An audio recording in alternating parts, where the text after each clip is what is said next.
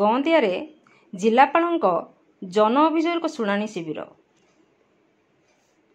ଗଅଁଦିଆ ପଞ୍ଚାୟତ ସମିତି ସଭାଗୃହଠାରେ ଏକ ଜନ ଅଭିଯୋଗ ଶୁଣାଣି ଶିବିର ଅନୁଷ୍ଠିତ ହୋଇଯାଇଛି।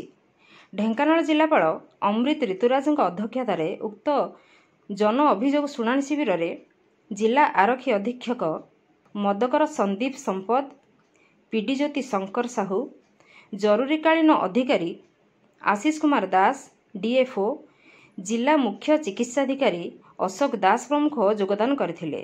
ଉକ୍ତ ଶିବିରରେ ମୋଟ 107ଟି ଅଭିଯୋଗ ଦାଖଲ ହୋଇଥିଲା। ସେଥିମଧ୍ୟରୁ 98ଟି ବ୍ୟକ୍ତିଗତ, 4ଟି ଗୋଷ୍ଠୀଗତ ଥିବାବେଳେ ମୁଖ୍ୟମନ୍ତ୍ରୀ ରିଲିଫ ପାଣ୍ଠିରୁ 4 ଜଣଙ୍କୁ 50,000 ଟଙ୍କା ପ୍ରଦାନ କରାଯାଇଥିବା ବେଳେ ରେଡ୍କ୍ରସ ତରଫରୁ ଜଣଙ୍କୁ 20,000 ଟଙ୍କା ପ୍ରଦାନ କରାଯାଇଥିଲା। ଯେଉଁ ଅଭିଯୋଗଗୁଡ଼ିକ ଆସିଛି ତାକୁ ବିଭିନ୍ନ ବିଭାଗୀୟ ଅଧିକାରୀମାନେ ତୁରନ୍ତ ଏଗୁଡ଼ିକର ସମାଧାନ କରିବାକୁ ଜିଲ୍ଲାପାଳ ନିର୍ଦ୍ଦେଶ କରିଛନ୍ତି। ଉକ୍ତ ଶିବିରରେ ପଞ୍ଚାୟତ ସମିତି ଅଧ୍ୟକ୍ଷା ରୀନାରାଣୀ ଖଟୁଆ, ତହସିଲଦାର ସୁଧାଂଶୁ ଶେଖର ସାଓ, ଗୋଷ୍ଠୀ ଉନ୍ନୟନ ଅଧିକାରୀ ପବିତ୍ର କୁମାର ବେହେରା ପ୍ରମୁଖ ଉପସ୍ଥିତ ରହିଥିଲେ। ତତ୍ସହିତ ଜିଲ୍ଲା ଓ ବ୍ଲକର ସମସ୍ତ ବିଭାଗର ମୁଖ୍ୟ ଅଧିକାରୀମାନେ ଉପସ୍ଥିତ ଥିଲେ।